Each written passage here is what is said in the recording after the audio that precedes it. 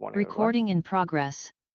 Today we are going to continue from the place we stopped last week, and last time we have done almost we have finished the Chitta Rūpa chapter, and we covered quite considerable range of topics regarding Chitta Rūpa and related to them. And last time we talked how Chitta Rūpas are related to bodily and verbal actions. And today I'm going to open a discussion or a topic related to the self-view of a doer. Self-view or a wrong view of a doer, which we call karma in Pali, and how this is related with or connected with Chitta Rūpas, especially the intimation and the Chitta Kiriya Vayu Dhatu.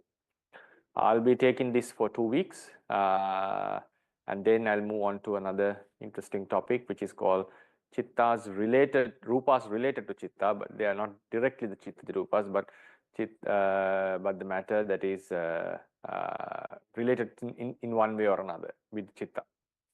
So today's topic, I think I have shared the handout in the group. That was the repetition of the same handout which was shared a few days ago.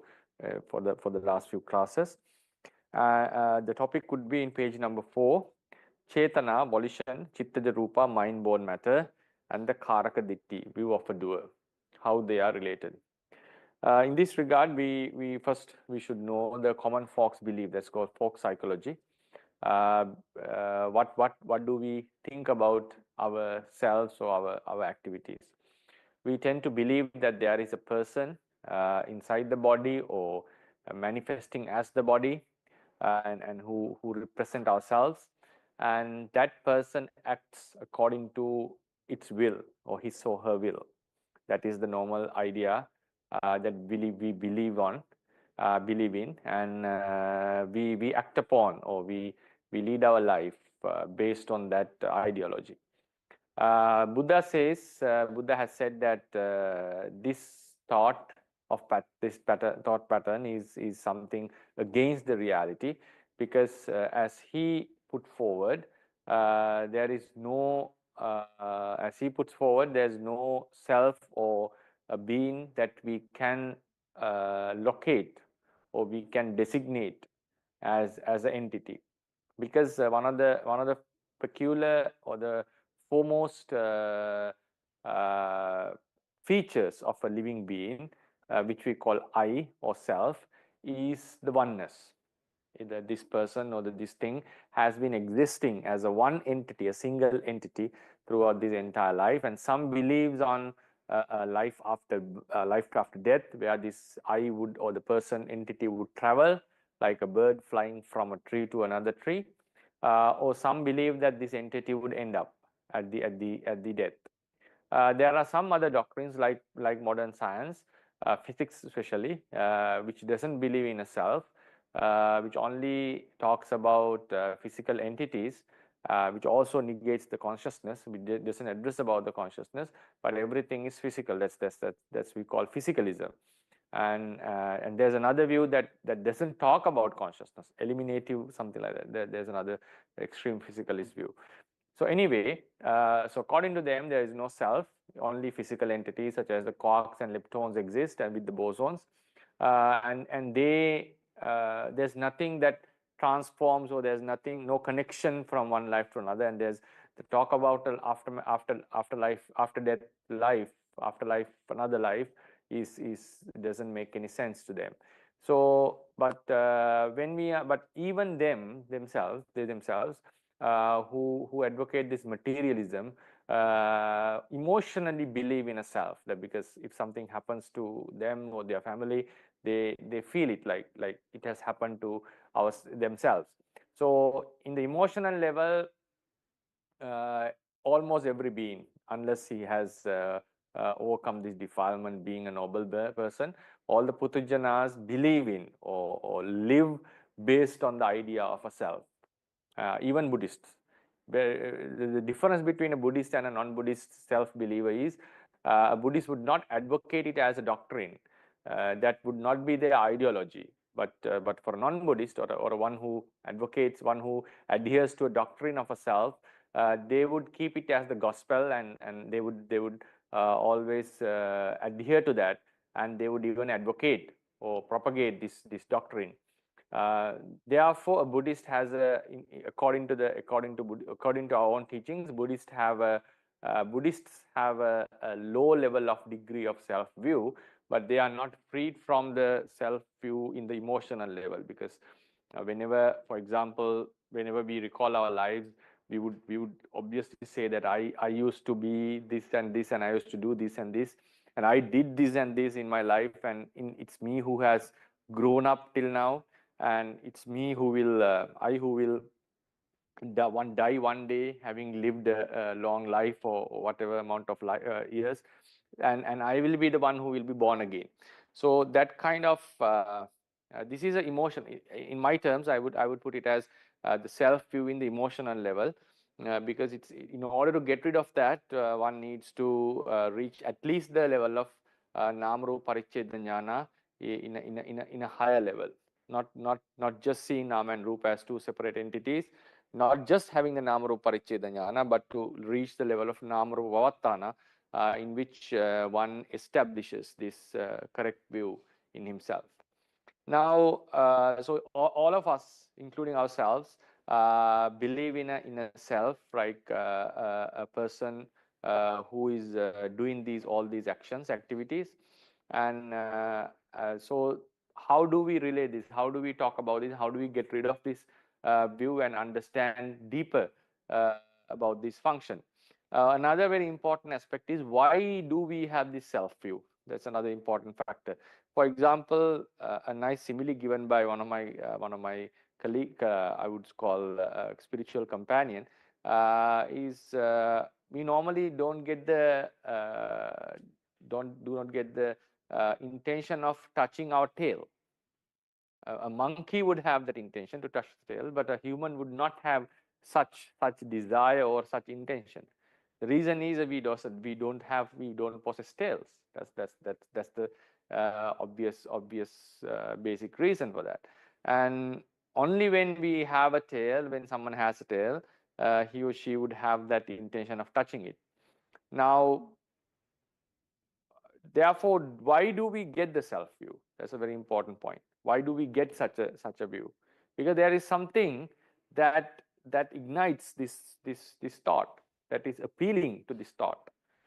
So it's not that we are just believing in a self out of nothing, or because it's just because of ignorance. No, there is something that leads to this idea, that manifests as a self. Otherwise, we would not be in taking the longevity of the samsara, which doesn't have a beginning according to our doctrine. We have this view throughout this entire journey. If there was no such a thing that manifests as a self or appeals to this ideology or thought, it is unlikely that we would hold into this throughout this longevity of samsara. So there is something that makes us to believe in this way. And what is it? Who is responsible for this? We are not talking about the self actually here. We are talking about the self of a doer, karaka ditti, not the entity of the self. In order to get rid of that entity, we have to talk about how to segregate the aggregates, and to understand that there is no one entity called a self other than the mass of realities that are connected to each other and are acting in cooperation. But now, regarding the self view, what is the main reason, or what is the main cause for us to believe in a person who does the acts, or a person a self of a doer, is the integration, or we can call the cooperation between the mind and matter, between mind and matter. Now, we are talking about a doctrine which advocates a separate mind, mind separated from the body, which has its own existence. But it cannot exist without the body unless it is being developed to a higher level in the Arupa realm. Always it depends on the body. So it's quite different from the substantial dualism in dualism in that sense. Anyway, so mind is a separate element and a body is a separate element, but they do depend upon each other.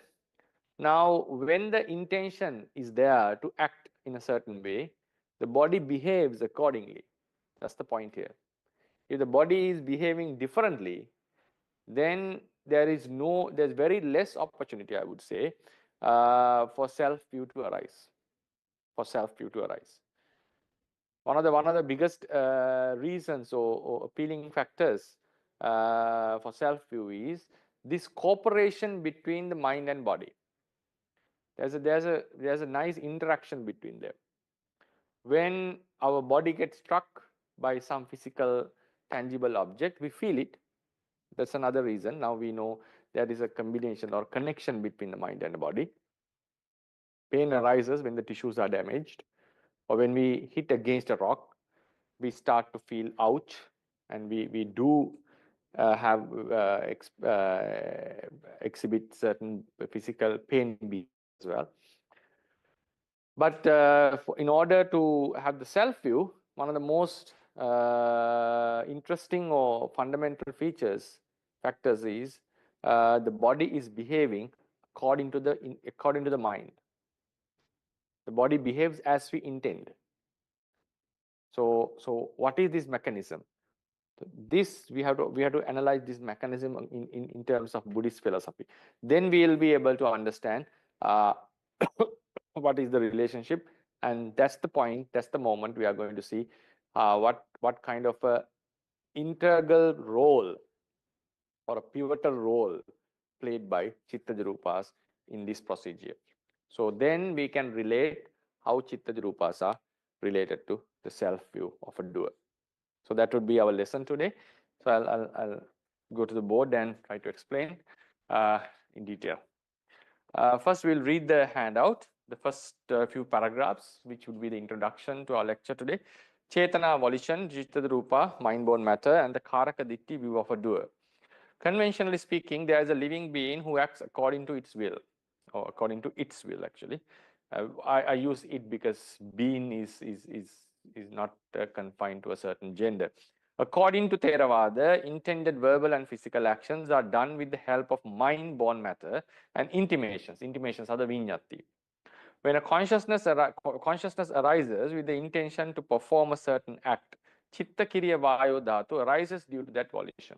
When the intention arises, chitta kiriya vayo dhatu happens. We have talked about this in detail in previous lectures. Then when consciousness arises with the intention to perform a certain act, chitta kiriya vayo dhatu arises due to that volition. That air element is steered towards the intended direction by the bodily intimation. Now, air could have flown or worked at any direction, but it happens to work towards the intended direction. That is because of the intimation which influences this vayu dhatu. And intimation is an imprint of the consciousness, the chetana. Chetana intends to move the body front. Chetana, the vayu dhatu, pushes to the front, not to the back or not to the sides. Viññati steers this chitta kiriya vayu dhatu towards the intended direction. So then the actions happen as we plan. Then while speaking, all the physical movements are regulated by kaya viññati. Yes, while you are speaking, we do move our physical body, and that has to be done by kaya viññati, obviously. Then while the sound is modified by vachi viññati, and the sound is modified or regulated, rather than saying regulation is controlling the sound, actually. So modifying the sound, like what kind of a sound, what kind of a word or a word is being uttered is defined by vachi viññati. But we do see this in robots, and artificial intelligence is capable of producing sound as human beings, but that is an utterly Utuja Rupa process according to Buddhism. In this lesson, we shall term both physical and verbal acts as bodily acts, or physical acts for convenience. So I'm not going to differentiate verbal and physical acts because both are involved, done with the help of a body. So we can term them all as physical acts. As actions happen according to one's intention, common folks tend to believe in a self or a belief or being who does that action. So we self or a being who does that. Self and being are identical here. I don't distinguish them. So when we do the activities, now for example, when I'm speaking, I tend to believe that I'm speaking. Or so someone who's listening would tend to believe that he is listening, he or she is listening. Writing a book or walking, we tend to believe that ourselves are walking and doing the activities. That's the common folks belief. And some may hold the intention to act as the self, while others may hold that the self has the intention of working. Now it's a very important point. Now imagine, now this is the person, he's walking.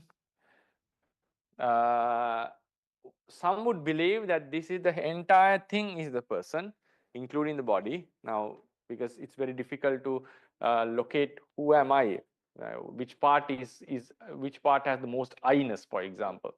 And Descartes believed that it is the mind, because you cannot define yourself without thinking. Like his argument was, I could exist without a body, but I cannot exist without thinking. So he could not distinctly, clearly imagine himself without thinking. So he considered mind as a self. But normally in day-to-day life, ones who are against also suggest that how could the idea of I is a combination of both mind and matter. So when we believe in I, for example, when I go in front of a mirror and look into it, I see the body, and the perception that comes into my mind is this is I. I'm seeing myself. So normally in our thought pattern, I includes the body as well. I includes the body as well. Some may believe that there's a self doing the activity, or some believe that there's a chetana, intention, chetana. This chetana as the self. Or some may believe that the entire thing as the self. Entire thing as the self. And they sometimes may believe this self has the chetana. This self has the chetana. So in that regard, chetana is not the self. I am the self together with the body, and I get the intention of working. So normally would say I had the intention of walking. That's why I intended to hit the person, but I couldn't hit him. For example, if the person has aimed and shot at a living being, and if he missed the shooting, and he would say, if someone asks what was your intention, he would say I intended to kill the person. So I intended to kill the person. Was the intention yourself? No, I was there and I had such an intention. So in that regard, self is one thing, intention is another thing, which is within the self, is a part of the self. And some would believe that the self itself is the chetana. Chetana itself is the self, other way. So it's the chetana that acts as a self, or self has a chetana, so it acts accordingly. So, but when you analyze them, there will be huge difficulties to explain exactly what this is. But that's the normal common self, common folks believe. Now, intention to act is as the self, or while others may consider the self has the intention of working. These considerations are called karaka ditti or satta ditti. Satta ditti, karaka ditti, different terminologies. According to actions are done according to the intention due to the arising of mind-born matter and intimation. Therefore, chitta rupas and viññattis are a fundamental reason for the occurrence of karaka ditti. According to Theravada, what happens is, now while he is doing this action, or while he is walking, chitta rupas do arise throughout this body, and they are steered towards the intended direction by viññatti, for example. By viññatti. Maybe the directions may change. I don't know how it works while someone is walking. Got to think a bit. So anyway, it's directed towards a certain direction by the viññatti. So with the now then the physical body, the Uttujja Rupas, then they move. Now, who is doing the activity? Chittajarupas are pushing. And why do Chittajarupas push according to the mind? Because they have the intimation vinyati. And foremost is Chetana. The person had a Chetana intention to walk. Now, in the Theravada perspective, when the Chetana arises to walk, Chittajarupas arise and they are being directed or steered towards the direction of the Chetana by Vinyatis.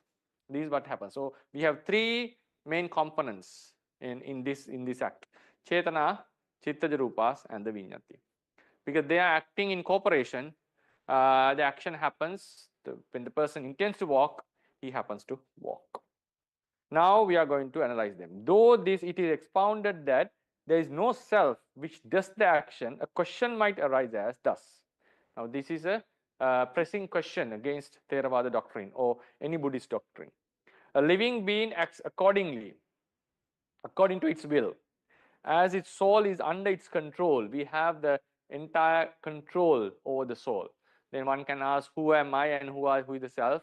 Don't take it very seriously, because there is an authority upon the self. Self has its own authority, like it acts according to as I want. The self has a self-governing feature. So the self has the authority and it can do whatever it likes. So that's the main idea here.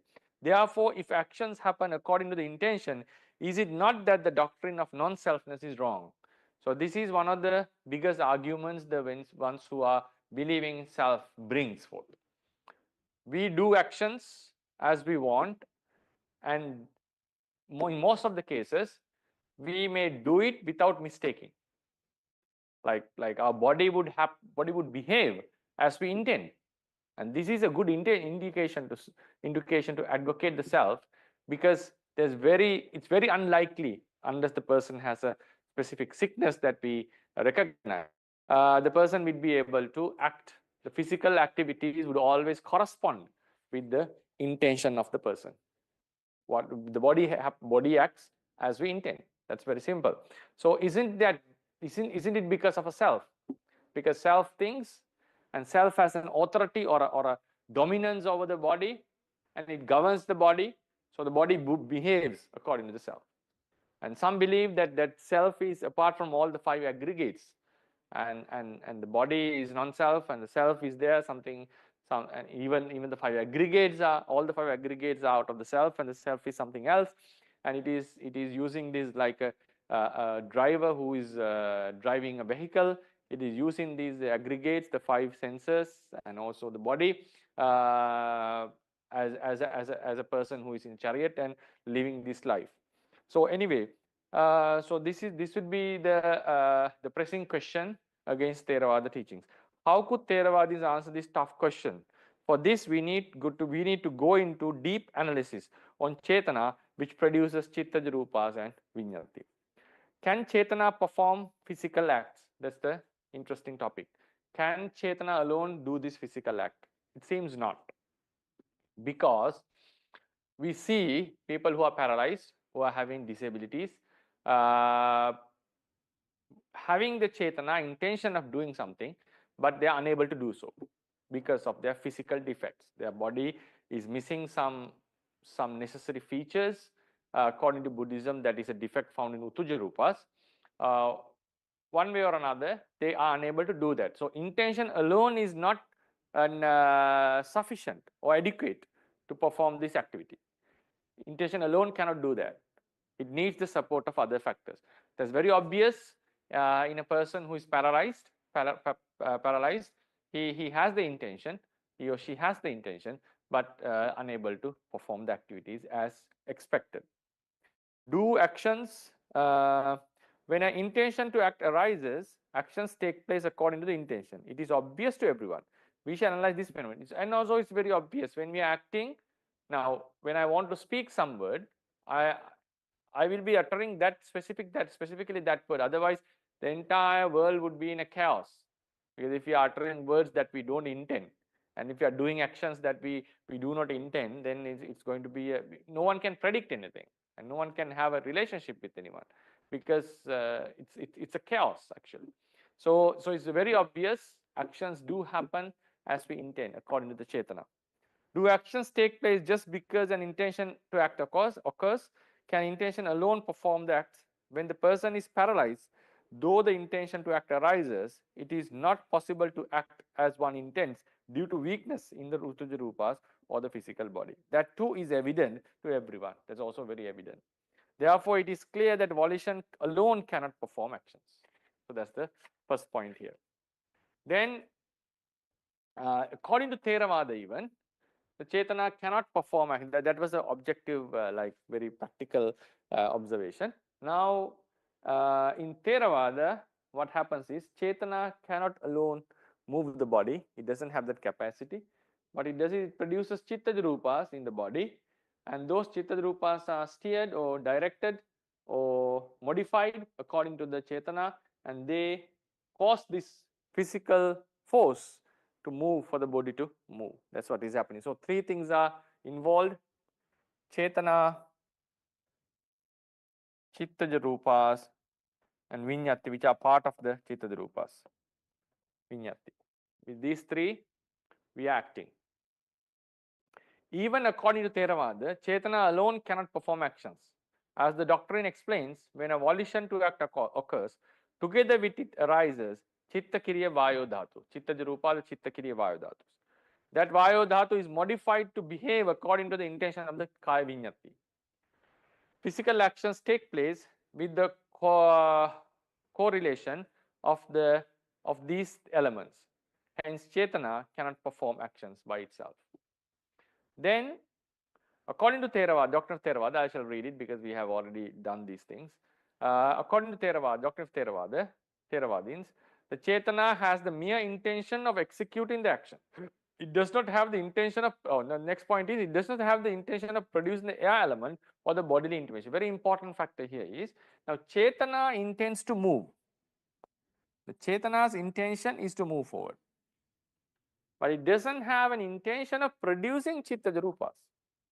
But these Chittaja Rupas are happening due to Chetana. That's the point here. Point. Now, Chetana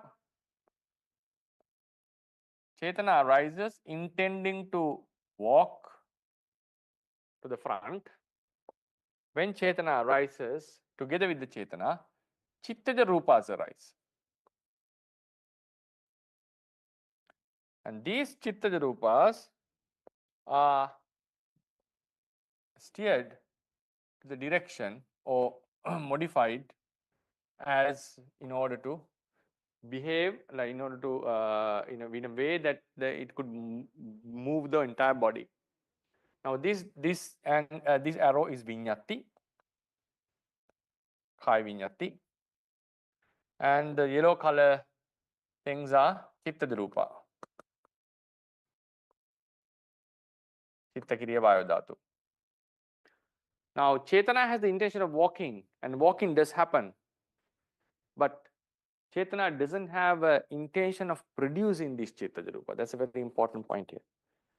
It doesn't intend to produce Chittaja Rupas. When Chetana intends to go front, Chittaja Rupas happen moving the body front. There's some kind of a synchrony between these two. Some kind of a synchrony. Synchrony was introduced into the philosophy of mind and body by one of the philosophers who talked about occasion. There was two philosophical views called occasionalism and interactionism. If my memory was correct, occasionalism was talking that mind and the body are synchronized from the very beginning, and while the body is happening, body is working in a certain way, mind too behaves like that, but there is no causal link from mind to body or body to mind. They are not interacting. They are not interacting. So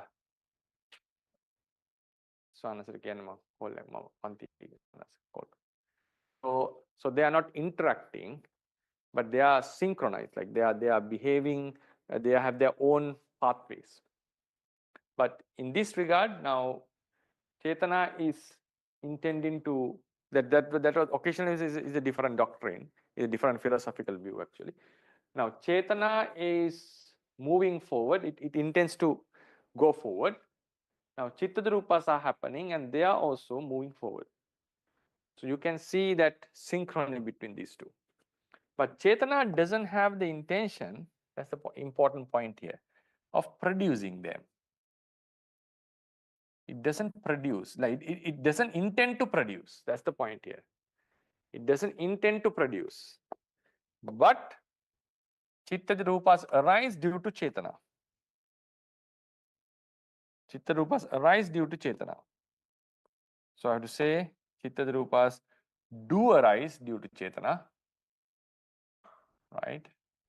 But it doesn't intend to produce them. No such intention. No such intention of producing. It intends to go forward. Intends to go forward. But Chittarupas are happening due to Chetana. It's a very important point. It only intends to walk. It doesn't intend to produce Chittarupas. But Chittarupas are arising due to it and behaving accordingly. So it's very important to understand this distinction. I'll repeat again. Chetana intends to walk. It happens with the help of Chittarupas, which are moving according to the Chetana, modified by Vignati. Chetana doesn't have the intention of producing Chittarupas, but they arise due to Chetana and behave according to Chetana. Therefore, it's not that Chetana is, in that sense, Chetana is the fundamental. Now, if we ask what is the fundamental cause of walking, intention to walk. Intention to walk. What is the fundamental cause of preaching? Intention to preach. But it's not that Chetana is completely governing this entire activity and arranging every physical component or mental or physical component according to its will. Chetana is the mere intention of walking or doing a certain activity. Other things follow it, happens accordingly. Now, fire doesn't have the intention of heating something, but when fire arises, the thing which is in contact would get heated. In the same way, when Chetana arises, Chetana intends to walk. Intention is there, unlike fire, but it doesn't intend to produce Chittarupas. Chittarupas happen accordingly and work according to the Chetana under its influence. So that's what is being said here. According to the doctrine of Theravadins, the Chetana has the mere intention of executing the action. It does not have an intention of producing the air element or the bodily intimation. Therefore, production of Chitta-Kriya Vayu Dhatu and the Kaya Viññati are not deliberate acts of the Chetana. Walking is a deliberate act. We have to acknowledge that. Otherwise, there would be no karma actually. Walking is a deliberate act. But production of Chittaja Rupas and Viññati is not a deliberate act of Chetana. Very important to know this subtle difference. When Chetana and other relevant factors are present, the air element and the bodily intimation arise and actions take place. Therefore, in reality, it is not that Chetana does the act, but the actions take place due to Chetana and other relevant elements. Now we analyze, one can easily argue it's Chetana what is doing the activity, who is doing the activity, which is doing the activity. Yes, you can argue like that because it is the most, if even there were Chitta Rupas and intimations were there, or intimation doesn't happen normally, even though they were present, like, better not say intimation, even Chitta Rupa is present, the actions will not take place if there's no Chetana to move forward, unless someone has pushed, given you a outside force, external force, or pushed you forward. Therefore, Chetana is the foremost reason. So one can argue that actions are done by Chetana. But when we analyze, it seems Chetana is also not performing the actions in this entire, the actions in the entirety are not performed by the Chetana. Chetana is one of the foremost factors only. It is not the one who does the action completely. It is unable to perform the action. The actions would never take place if the relevant components are missing. Who are they? Chitta, Kriya, Vaya Dhatu and Kaya Vinyati. And the Chetana, it doesn't even have an intention of producing them. That's the next point here. If the Chetana produced them and did the action by itself, then we can say yes, it has more doerness, like the doer's nature is there. But here, Chetana intends, it is the foremost factor, it is the karma actually, but it cannot do that by itself. It needs the support of Chitta, Kriya, Vaya Dhatu and Kaya Vinyati. Moreover, an action do not take place when Uttaja Rupas are not under suitable conditions. Now, it's not only Kaya Vinyati and Chitta Rupas are involved here. There has to be the structure. How about the other Rupas? The physical body itself needs to be in good condition. Otherwise, if the leg is broken or the muscles are weakened, so the actions do not take place. So Uttaja Rupas are also should be in good condition. So they are like, if even the driver accelerates, if the engine is broken, the car would not move. Therefore, these are the things that are related to the mind. These are the mind itself, the consciousness, Chetana, mentality, I would say, mentalities. Then they are related to this consciousness. They are in this part, like they are much more closer to the consciousness, much more closer. And this is the physical part, actual physical. They are also physical. Chittarupas are physical, but they are produced by the consciousness. So they are in the side of the they are aligned with the consciousness actually, though they are physical. But Uttaja Rupas are the real physical stuff. And they should be in a good condition for this action to take place. And so we have another condition. The Uttaja Rupas must be in a good condition. So then who makes this bridge between the consciousness and the real matter is the Chitta Rupas. They are also matter. I'm not saying that they are not matter, but they are more into the side of consciousness. They've been produced by the consciousness. So they are a type of, it seems like they are a subtle type of matter. Then moreover, as actions do not take place when Uttaja Rupas are not under suitable conditions. It is clear that Chetana alone cannot perform the actions. Therefore, Chetana does not perform actions, but actions take place when Chetana and other related conditions are present. That's how Theravadians would put this forward. Athapi yatha pana loke karaka bhavepi patavi apo tejo teja utu adayo paticca ankuradhinam abhinibbatti disati. The trees do sprouts. They do sprout, or they propagate sprouts even without a doer. That is just due to the combination of 4 great elements and the weather conditions. Tatha, in the same way, ete sampi kusaladinam dhammanam hetupacce samagya abhinibbatti hoti iti veditava. In the same way, when the causes, relevant causes are there, these kusala dhammas do arise. There's no one who is doing it. When the causes are present, realities happen. In the same way, when the causes are present, actions do take place. It's not that someone is doing. That's the takeaway message here. It's not that Chetana is doing that. When Chetana is present, actions do take place. Therefore, that's why I'll read the sentence again. Therefore, Chetana does not perform actions, but actions take place when Chetana and other related conditions are present. That's the highlighting point here. Then what happens is, now the question, now we can keep on. Now this will lead to another question. Now, how is there no control over actions and so forth. I'm not going into that deep discussion here. I'm going to talk now. A question can be asked.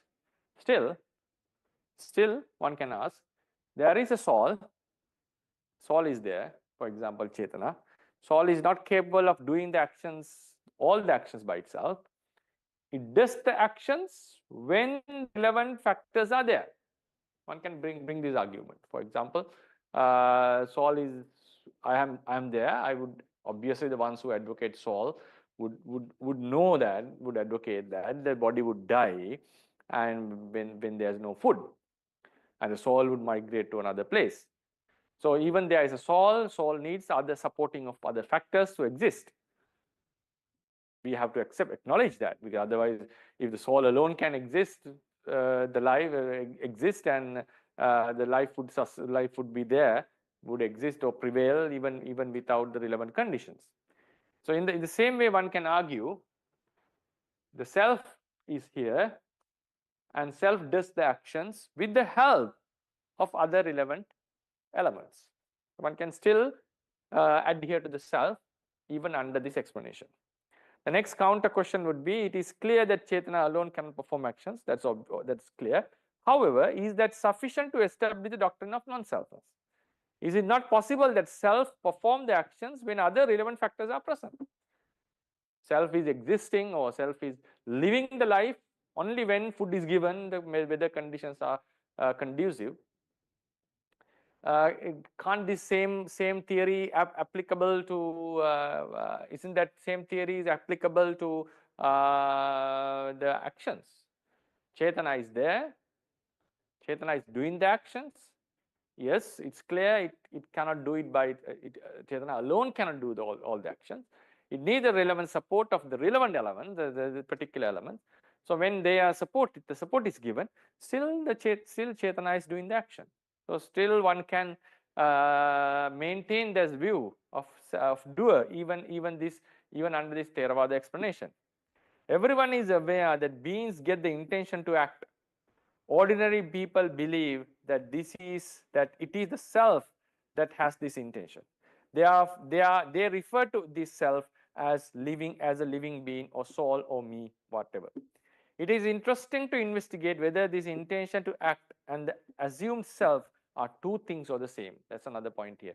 Now, we think if this is the self, now self has the intention. So we cannot exclude this Chetana from the self. That's a very important point. Even though one advocates self is doing the action with the support of other relevant elements or realities, the integral part of the self is Chetana. Chetana is the real force of doing these activities. Even the self must have Chetana. It's the self which thinks or intends. So we cannot analyze it further in this doctrine of self. Self has the intention. We cannot take out the Chetana or the intention out of the equation. It has to be there. So we would say the soul, the person with the normal folks would say, the ones who are holding the doctrine would say, or holding the self view would say, Chetana has the intention, so it acts accordingly. Actions do place according to the intention of the Chetana. So Chetana, so we have to be very careful on that. Whatever way the self has been interpreted, in this regard, in this case, Chetana must be there with the self, or either it has to be the self. Chetana has to be the self, or it should be with the self. Now, when analyzing, one must not forget the fact that intention for each act. Now, the point here is, now Chetana, the self, now we took this as a Chetana. Now, this is the argument. We don't need to go into a non-self doctrine, because Chetana is here, for example, the self is here, either including all or at least the Chetana only, this is the self. Self acts with the help of other elements. Or either the Chetana only is the self, or this entire thing of the self, or the entire thing, entire body and the life would be the self. So when the supporting factors are there within the self, or some other factors, it does the action. So in most of the cases, they would focus only at the Chetana or something related to Chetana as the self. Now, a very interesting point is something that we can observe with direct experience is that Chetana, whenever we are doing action, Chetana rises and falls, vanishes. We cannot deny this fact. This is a subjective experience that we get. When I intend to walk, I have the intention or volition for every step. The intention lift and put forward or brings forward my left leg is different from the intention of moving the right leg.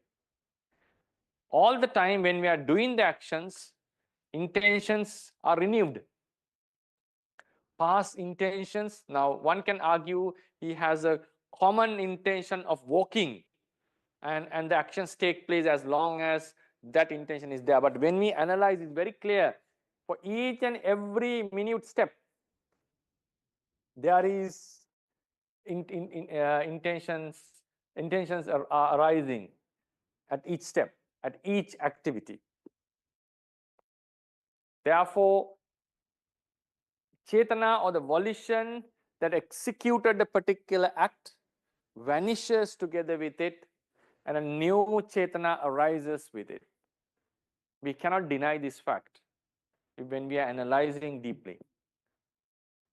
Even in neuroscience, when we are doing a particular activity for a long period, the firings do happen again and again continuously. It's not that with the one brain firing all the activities were done. No, that's not how it happens. You need the brain firings, fiber firings again and again in order for this continuation of the activity. So if you are walking, Chetana is involved in each and every step. That's very important. And the previous Chetanas do vanish while new Chetanas are rising. And then they would also vanish and new Chetanas will take place. So this is a very directly experienceable thing that can be experienced. Right? So when analyzing, one must not forget the fact that intention for each act vanishes together with that act itself. This is evident to all of us. The intention of raising the hand up is not present when putting down the hand. Therefore, it must be kept in mind that every volition disappears as soon as that action is done. That is the main argument from the Theravada point of view. Now we'll see how we can bring this. If the Chetana and the self are same, now the two questions. Now we can now advocate either as Chetana equals to self. Chetana equals to self. According to Libson's argument, I think Libson's or Lisbon, whoever, law, whatever the features are there in Chetana must be present in the self. That's the point. If Chetana is the self, Chetana, all the features that are present must be in self, and all the features present in self must be found in Chetana. If Chetana is the self. Now, what happens is, it's very obvious to us, Chetana rises and vanishes. So according to this law, it must be, if this equation is correct, the self must also rise and fall.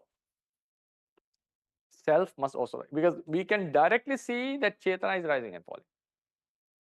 So in that regard, if Chetana is the self, it should also rise and fall. And this is counterintuitive, because we believe in a person. Now imagine this activity. Now if walking from here to here, if we had taken 10 steps, if we will say 1, 2, 3, 4, 5, 6, 7, 8 steps, for example. Now, for each step, there should be a new volition. According to Abhidhamma, there should be more volitions than one for each step, but we'll just take it as one volition for one step. Now, volition arises and vanishes with that step. and a new volition arises and vanishes with that step, with the second step, the next step. The same way this keeps on going. As much as the work we do, volitions keep on arising and passing away, renewing, new volitions are happening. If Chetana is a self, what happens is, this amounts, the Chetana's rising and falling amounts to the rising and falling of a self. It means even in keeping 8 steps, self has vanished and arisen again 8 times. So is it the new self that is arising? When the previous self vanished, what happened to that self? What is occurring as new? Is it a new self or is it the same self? If it is the same self, what did vanish in the what did vanish previously? Because one of the many main features of self-view is being a single entity throughout the time. The dimension of time, this remains entity. There has no been 2 capital I's in our life. I is always singular. The same I who was a child, grew up, came into young age, became old, decayed, and finally dies. That is the intuition that we have. That is our common belief. If I am rising and falling occasionally at each and every action done, then it means there's no personality or identity remaining. That is the biggest challenge for self-view. The doctrine of self maintains the identity. It's the same person who has been existing throughout this time. And some believe that it would go to another life, migrate to another life, within the life, transmigration. When Chetana is equated with the self, as the rising and vanishing of Chetana is evident to all of us, which is a first-hand experience through the subjective analysis, which we call introspection.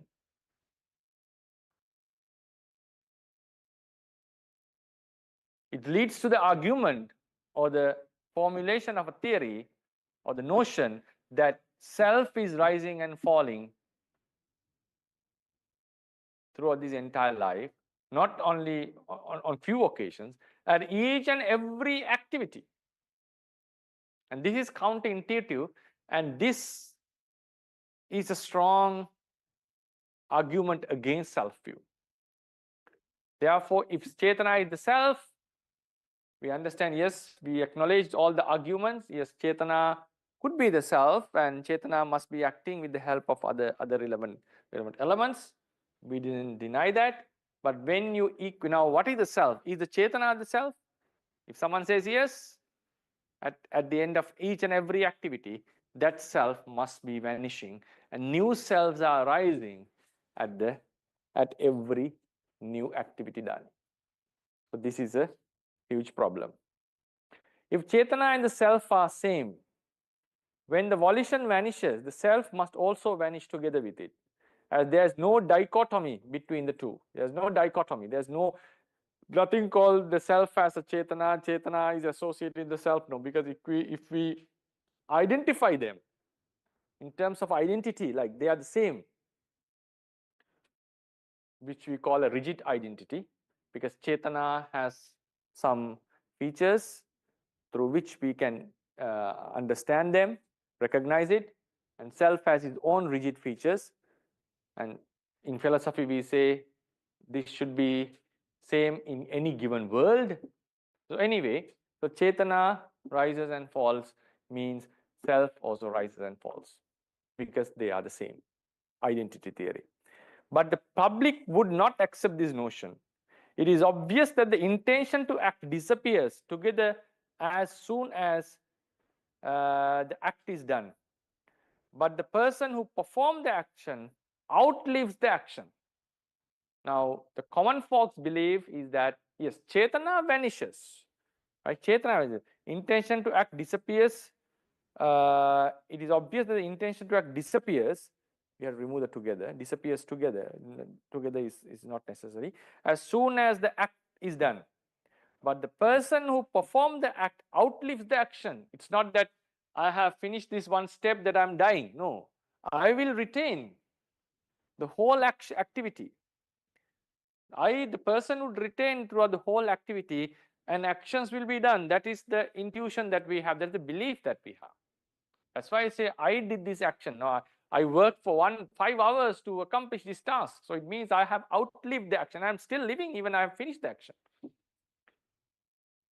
The self retains. Self is prevailing, though the actions have vanished, though the volitions have vanished. That is the common belief. But if Chetana is identified as the self, or self as the Chetana, whatever way it is, then Chetana, self must vanish at the end of every action, which is very counterintuitive. The self stays after the volition has vanished. Therefore, considering volition and self to be identical seems not a practical approach. Seems not a practical approach. Then if we take Chetana and self as two different entities, it is possible for the self to live even after the volition has vanished. How could this idea be analyzed further? Now, we equated like identified Chetana as the self. Now, the way out would be not to identify Chetana as the self, and Chetana and self are not the same. Not the same. In that case, even Chetana rises and falls, self can still sustain. It doesn't need to go under the same destiny that Chetana went through. It could sustain, or it could prevail actually. It could remain as it is. So, if Chetana and self are two distinct things, what would be the approach? As Theravadians, this information you can find in Abhidhammavatthara, the book called Abhidhammavatthara, which is a very renowned book in Theravada tradition, which is very rarely used these days actually. In this book, we find an argument against this. Chetana is not the self, but there is a self. So how would we explain that? The first would be Chetana and self are two different entities but are existing at the same place, existing together, inseparably together. The example would be the Rūpa Kalapa. In the Rūpa Kalapa, 4 great elements have their own unique intrinsic natures, but they're inseparable, practically inseparable. Intellectually, we can recognize or know them as different elements, but in practicality, you cannot separate 4 elements from each other. Even the derived elements cannot be separated from the great elements. So they appear or exist in a cluster, an inseparable cluster. So can't Chetana and self, because the point we should not forget is the Chetana, the self should not be lacking Chetana. If self is without Chetana, this is going to lead to a big problem, because as we believe, as we feel, we have to always respect how it is felt. That is only when that's how it is practical.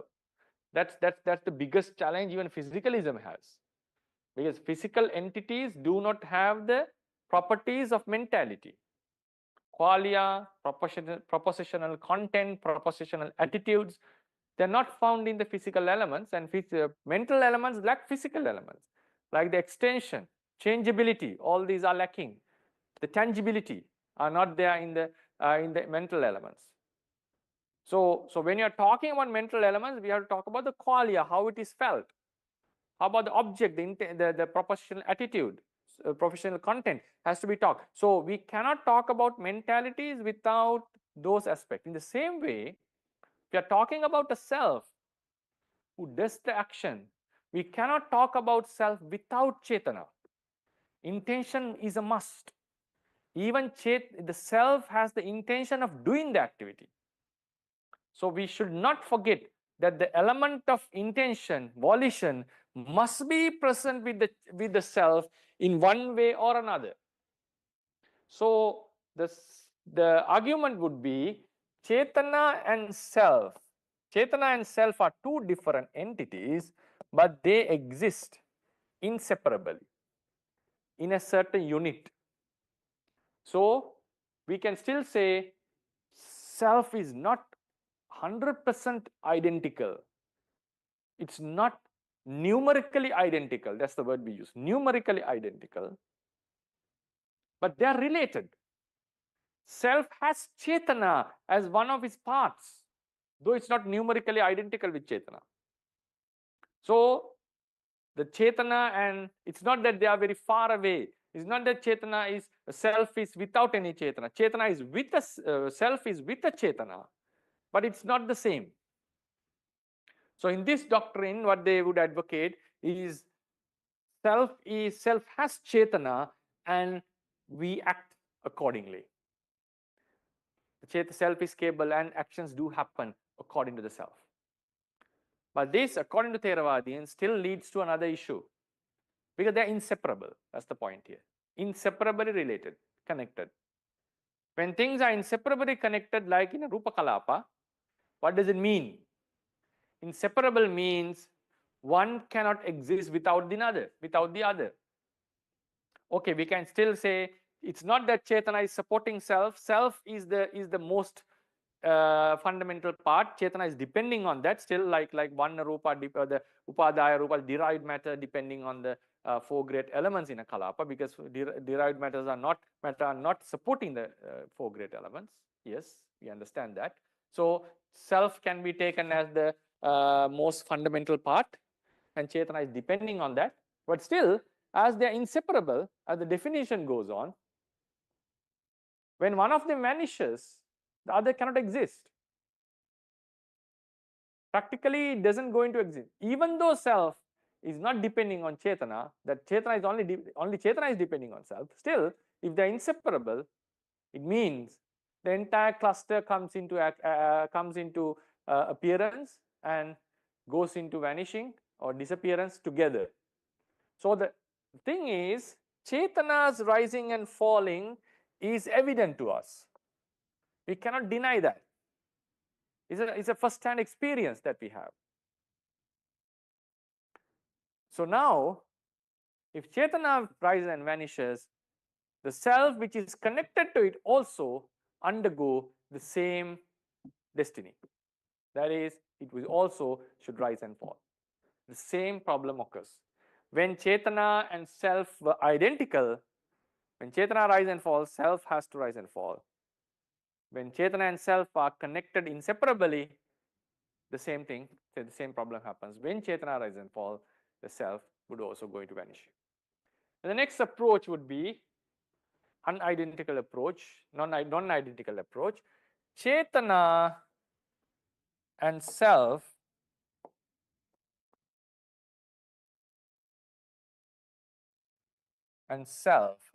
are two different entities, and they exist separately.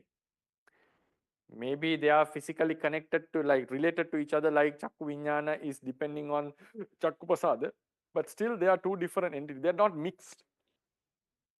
They are not the same unit. Chetana and self are like two kalapas in two different locations, or mentality and materiality which are associating, like a mentality which associate the materiality, but still Chetana and self, like Chakkupasada and Vinyas consciousness, are two different entities. Chetana and self are two different entities. They are separated entities. So self can outlive Chetana. Even Chetana rises and vanishes. It is not necessary for the self to rise and vanish. It seems like this can retain the self-view, doctrine of self-view. There's no harm. Yes, Chetana, because it's a first-hand experience, Chetana is rising and falling. Let it be, it doesn't matter. Self can still prevail. So it can still retain. So what's the issue now? The problem is, we should not be forgetting this first argument. If self is doing the activity, Yes, it may do the activity, but we should not forget that self has a volition. It has an intention of doing it. Otherwise, the entire discussion about this action, self-acting would make no sense. Even if there's a self, that self should have the intention to do that. If intention is something other than self or not related to self, self is doing nothing. Some other force is acting, then self is not responsible for this activity. Therefore, if you bring this argument here, if Chetana and self are two different entities, not in the common place or acting as a one unit, self become intentionless. It doesn't have an intention. Then the action is not done by self, it's done by something else.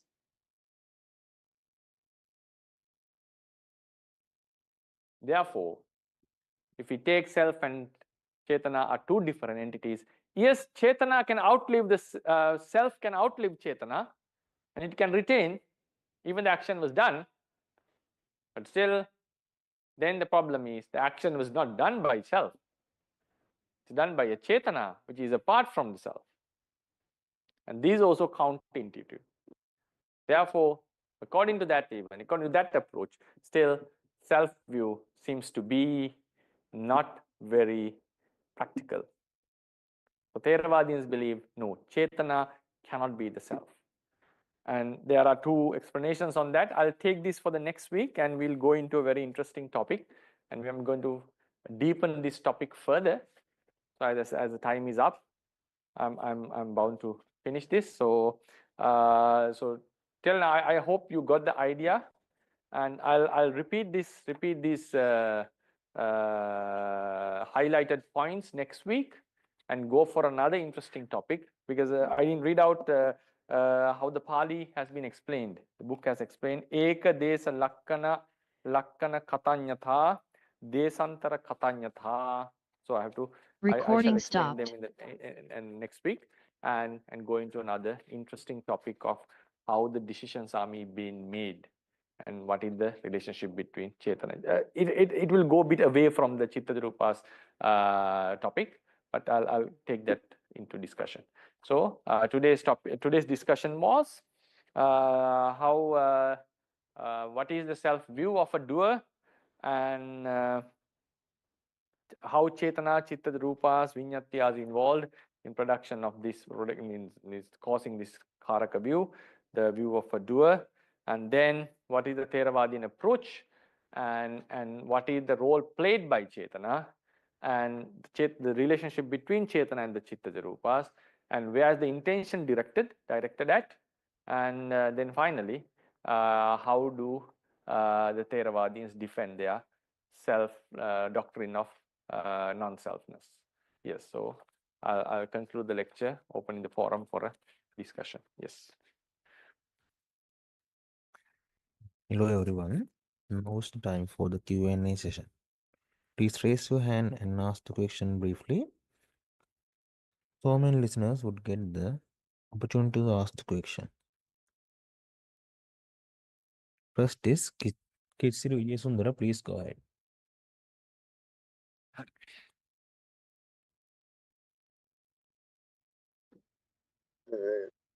Teruvan Saranai, Venerable sir, your explanation was very clear.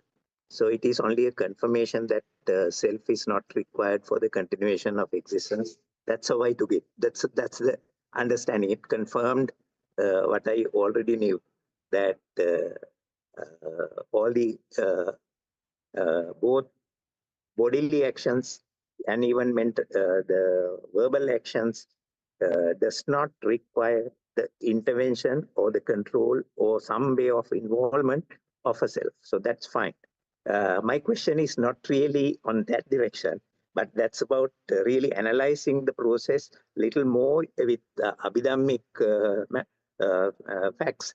I would really like to know now, when there is either a bodily action or a verbal action, isn't there sort of two independent processes, not happening parallelly, but happening on a serial basis, just like the mind works all the time. So one is based on the manodwara. So volition comes in first into the manodwara of even moving the body or making a statement. So that is as long as that those mind streets are restricted only to manodwara, neither the bodily action nor the verbal action will take place. But there is a transition at some stage that the manodwaric process get transferred onto the bodily, that is something based on kaya dwara, and there the process is, then it's a feedback process of the body comparing its the position, current position, relation to external environment, and deciding what movement it should make. So probably there again, it could be both manodwara and kaya dwara working with one another. Because feedback may have to go to the manodwara, and then manodwaric process has to take place as to how it should be directed. Then it comes back to the kaya dwara, and the kaya vinyati takes place. So in relation to today's discussion, what I want to know is that as long as the process is happening only within manodwara, whatever the chittaja rupas produced are not capable of moving the body itself. In other words, even if there is kaya vinyati, there may not be the chittakiriya vayu dhatu being produced at that stage. But when it comes to the kayadvarika mind streets, those javanas will produce both. So then that will cause the movement.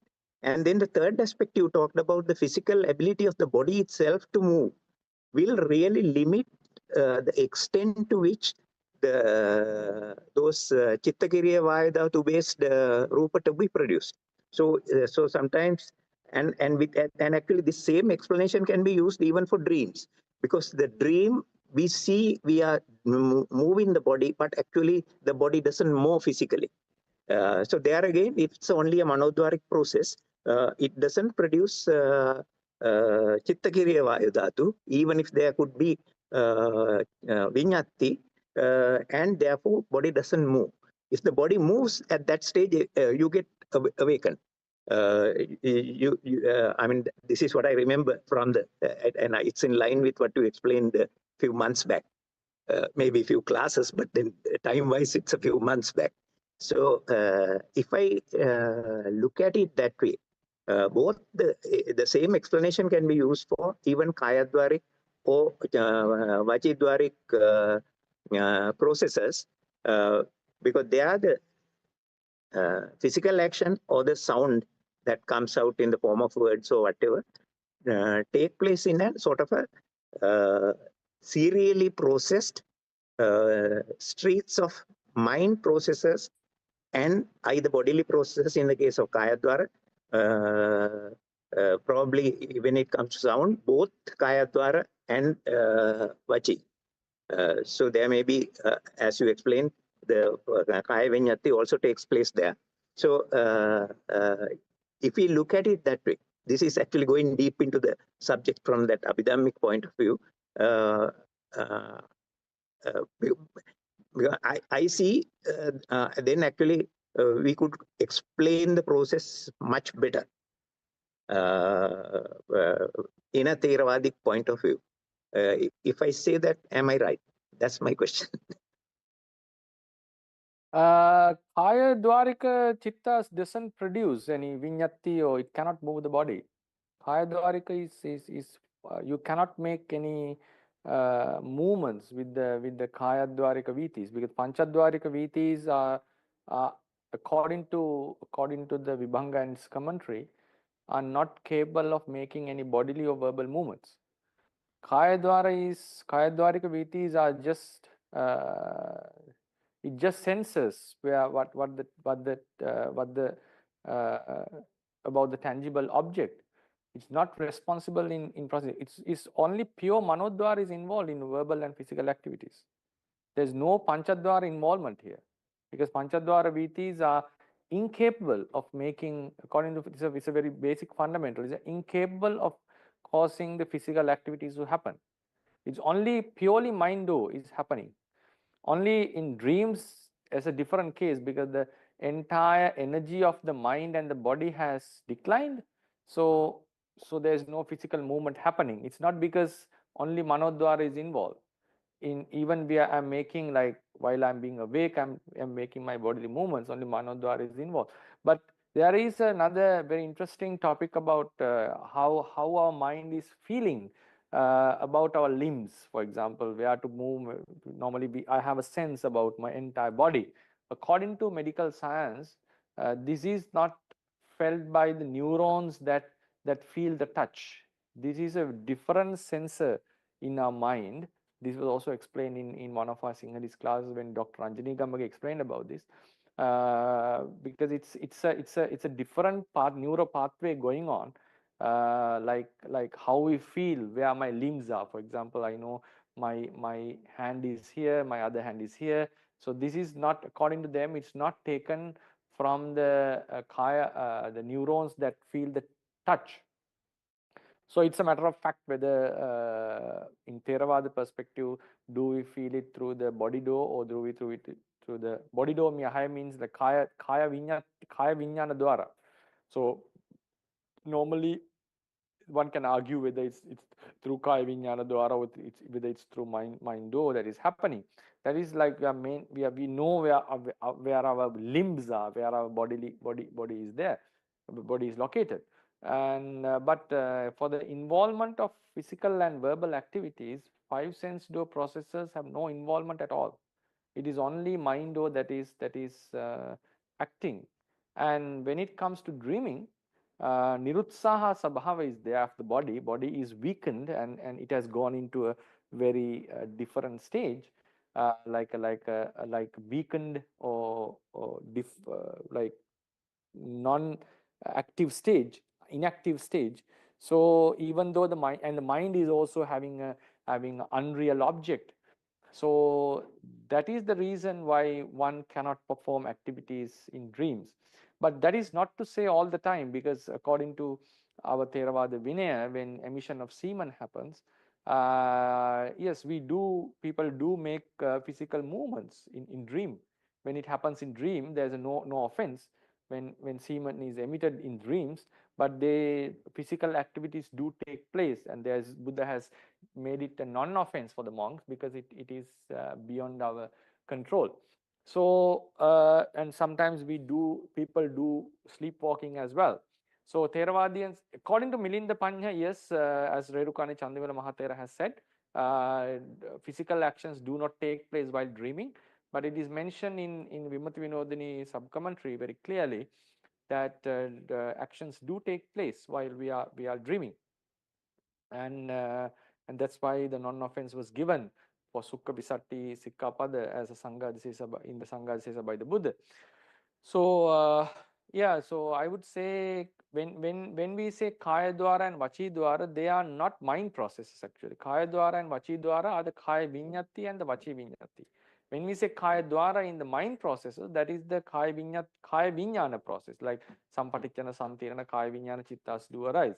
So that is a different thing. It's where the consciousness arises. It is the Kaya Pasada that is the base for the consciousness to happen.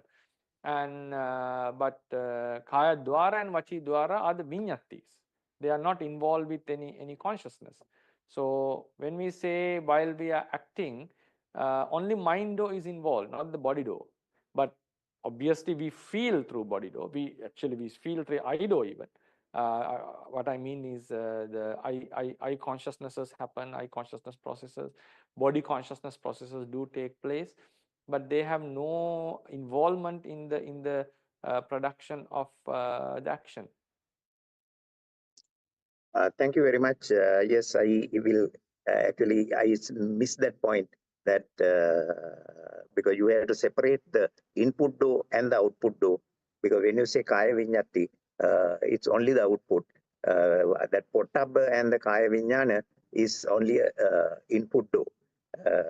So both are really required. Even if you take the example of a robo arm or even any machine component which moves, as an engineer, I'm more familiar with the machine components which moves. We need to be sensing where the whichever the point of that cylinder or point of that wheel is to decide the further action. And there's a feedback control system which always feeds the current position and then sends it back to a control unit. The control unit compares it with the target that has been set. And then if there is a positive difference, it decides to move in that direction. So that's what happens how when you look at it from a science or engineering point of view. And I don't think that problem is we understand that. Yeah. But the problem is that sense is through Kaya Dwara or Mindo? Because if that is through Kaya Dwara, what happens is Brahmas would not be able to act. That's the point. Brahmas do not have Kaya Vijnana. Brahmas do not have Kaya Pasada. So if they don't have that sensory thing, how could they move? How could they walk? How could they sit? So that's why the discussion came. According to neuroscience, we have sensory neurons through which we feed the tangible objects. But this, what you're saying, where the limbs are, how they are located, this sense is through a different process. They don't say that that's the same process involved in feeling the touch. Because this discussion came in the Sinhalese class actually when we are talking about this. How could Brahma walk if they cannot feel these senses? How could they, especially if they are sitting on a chair, for example? It is Doctrine says they have mansions, they have beds. So if they are sitting on a chair, how could they feel? How could they do that activity if there is no bodily feeling going on? So that's why the discussion came, and Professor Anjani Gamage that they explained that according to neuroscience, the idea of keeping the limbs, idea of location of limbs is through a different sensory process. So that's why the question is still there. Is that sensory thing that we feel is through body do or is only through mind do? If it is only through body do, the Brahmas would have a difficult time in doing the actions. Okay. With one little question, I will stop asking anymore. That is because you mentioned about the Brahma. The Brahma has two other doors. They have the eye. They have the ear. That's not relevant. That's why the point is Yeah, you correct. have to. But not in the same way as the Rūpa Loka sattvas. But the Brahmas may eye or the hearing ability may be able to giving them a sense of distance, sense of position. I ask, can a Brahma walk having closed the eyes and having closed the ears? They should be able to, because when they travel from the Brahmaloka to the earth to appear before Lord Buddha, I don't think it was a process where physically they track the path, because it is a totally mind. It's not about traveling through the sky. It's not about traveling. They walk in their world. They walk in their mansions. It's not that they are always traveling in the sky, right? When they walk, for example, when they walk. I cannot answer that question. I have not studied that to that extent. So I'll let you take whatever you say on that. I didn't think of that side, because I assume that Rūpaloka Brahma also has certain superhuman abilities, which enables them to even superhuman abilities such as Abhinya, and able to perform irdi. Then I don't think the Kaya Vinyati and this Chittakiriya Vayudhatu comes in, because probably it's through a totally different process. So that's the process probably used by the Brahma. I may be wrong. Please correct me. Therefore, I didn't want to go there. I was looking at the Rūpa Loka. So when you look at Rūpa Loka, how I figured it out was it's a sort of a parallel, we call it serial processing in computer science. Sensing is done by the normal Pottabba and Kaya No, Viññatti. according to neuroscience, sensing is not done by normal Pottabba. That's why I'm saying. It's a different process going on. It's a different, according to neuroscience, no, it's a different pathway. The sensing of the limbs is a, you do touch, yeah, then this is a Pottabba process, but I know where my limbs are, I know where my hand is, I know where my legs are. This is not the, according to neuroscience, it's not the Pottabba thing. Yeah, but I don't know about neuroscience, so I didn't take the neuroscience point of view, but I simply looked at walking. Now you lift your left leg, and then you know you have sufficiently moved it upwards, and then you move forward, and there again you will sense the distance, and then you decide to drop it. And when the left foot is in touch with the ground, then only the right foot goes up. So in that, this sensing and taking action based on sensing is very clear. So you better study about this, because it's very clearly mentioned. Yeah. The sensing of the limbs is not through, it's a different process. Because we know that we had this discussion on. It may be a different process, but assisted by the contact points. No, it's a different pathway. Yeah, that can be. Different neurosystem is. Yeah, it can be. That's no issue. That's a medical complication and a medical detail, which I don't want to go into. But if you look at it as a mind process, the two. That's why I'm saying, if you bring this argument here, the Brahmas will have a difficult time in walking, because they have the same process. They have Chittakiriya Vayodhatu involved, they have Viññattis involved. It's not a different process. Just having Abhiññana doesn't mean that they can do whatever they want with the mind. So because they are also a Rūpa Loka, there's matter is there. So they do walk, they do sit, they do talk. Viññatti is involved. How can they talk without Viññatti? How can they talk without the movement of the body? So if it is only sense to the body, though, I'm not denying that. If someone argues, if someone is, that's why I said whether that limbs positions are felt through the body do or mind do is a discussion in Theravada. It is open to discussion. But if someone says it's felt through the body do only, then the Brahmas will have a difficult time in walking, because eye and ear cannot solve the issues here. Because eye and ear are solved, because they are not always looking at their limbs while they are doing, and they are not hearing these sounds and figuring out where their limbs are. So they do have a feel about their limbs, and there's no other different process in explaining Theravada Abhidhamma. It has to be Chittakiriya Vayodhatu, it has to be Viññatti and Kaya Viññatti and Vaci Viññatti, because they do Vipassana as we do, and the non-self doctrine is valid to them as well. So if we bring Kaya Prasada into the context and Kaya Dwara Vitis into the context, what happens is, this is the same question I raised in the class. If that's what we believe, that Kaya Dwara is involved, as you said, in bodily activities. That's why at that time, that's why the neurologist said, no, it's a different process. Don't take it as that, because so then it opened the gate. Like, yes, then Brahmas they may have a different process going on.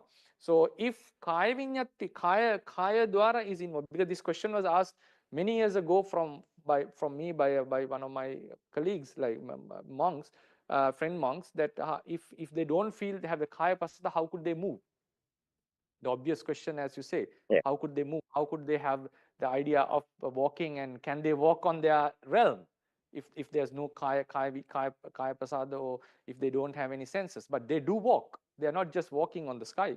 They are not traveling on the sky only. They have mansions. They do sit on chairs. They have mansions, and they do activities as we do.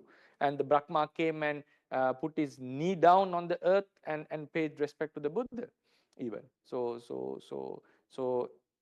with the involvement of Kaya Viññat, Kaya Dwara into the context, the Brahma explanation becomes really tough. Okay, so with that, really my final thinking is that with what you explained, by taking that into account, the mind process itself should produce the intensity. I mean, it is must be varying the intensity of Chitta Kriya Vayu Dhatu with maybe different intensities of the tension, intention. So Chetana may be happening at so many different levels, and based on that, the Javana Chittas will be having different strengths to regulate and make it a smooth process so that the movement takes place in a desired manner with the Yes, grand but intention. it's a fundamental theory that Javana Chittas of the five sense processes do not produce vinyati. Yeah, but I'm talking about the mind javanas. Yes, mindos, they only mindo is involved in these activities. Yes. Yeah, it takes help from the senses to understand where it is and what to do and all these things. But the Chitta Kriya Vayu Dhatu is produced by the Chetana in the mindo. Yeah, but the And I question of explain this like how there are opinions and all. the level of intensity has to be taken into consideration to give the connection where certain mind process do not physically move the body, but certain certain mind process move, even though the overall intention may be the same. So therefore there must be a degree of force, or we call it the degree of the power involved, or the something like that, which some are not powerful enough to move the physical body, but some are more powerful, which can cause the movement, and that again that is basically because of the weakness of the body. Yes. Because now chittas do have different grading. Some chittas can produce vinyati, some chittas cannot produce vinyati, some chittas are weak to produce vinyati, some chittas involved in different activities. So there are different gradings of the consciousness. At the same time, the physical body also is very relevant for the actions to take place, because even though Chitta Kriya Vayu Dhatu happens, sometimes it may not be able to move the body. Yes. So intensity just play a huge role. Thank you very much, sir. Namaskar, Eva, because you gave me a lot of new points to clear my thoughts. Thank you very much. Teruvan Saranai. ඔබ වහන්සේට දීර්ඝායුෂම වේවා, නිරෝගී සම්පතම ලැබේවා.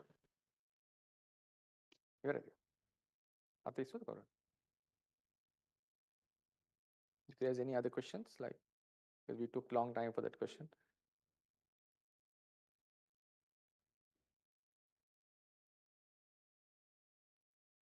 No one is okay. Okay, then we'll conclude the lecture for today, and I hope you enjoyed it. And yes, we next day we are going to discuss about the extension of this topic and how this Chitta Rupas are involved in Chetana on the view of a doer, and we'll focus on the approach taken by Abhidhamma Mahāvihāra, and I'll repeat the like basic points we discussed today. And also we move on to talk about how a decision is being made in physical activities, which will be a very interesting topic, but I'm not going to press it too hard. I'll just touch upon it and move into the next topic of Chitta, Rupas related to Chitta. And then we can conclude the Chitta Rupas and move on to Utuja Rupa topic. Okay, wish you all the best, and may this merit of discussing Dhamma help us to attain the final liberation of Nibbana, and for the and may it help and may it sustain the Buddha Sasana. Buddha Sasanang Chirantiktatu, Buddha Sasanang Chirantiktatu, Buddha Sasanang Chirantiktatu, Sadhu, Sadhu, Sadhu.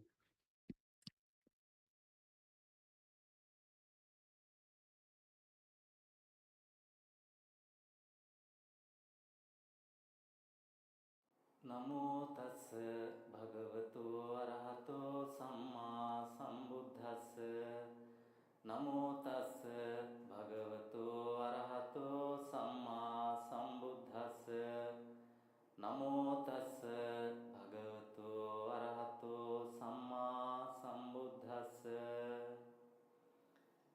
Dhammapada යමක වග්ගෝ මනෝ පුබ්බංගමා ධම්මා මනෝ සෙට්ඨා මනෝමයා මනසාචේ පදුට්ඨේන භාසති වා කරෝති වා තතෝනං දුක්ඛමං වේති චක්ඛං වහතෝ පදං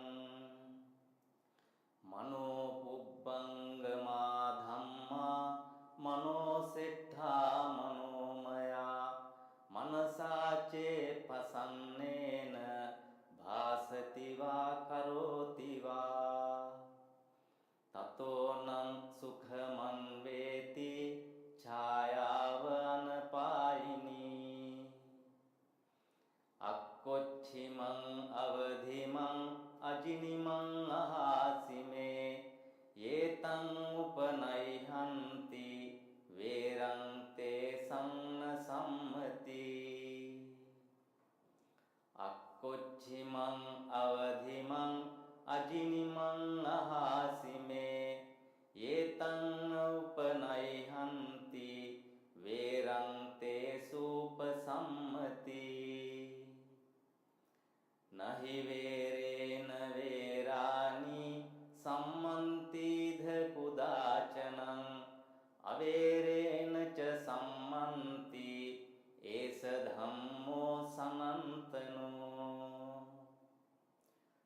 පරේචන විජානන්ති මයමෙත්ථ යමාමසේ යේච තත්ථ විජානන්ති තතෝ සම්මන්ති මේධගා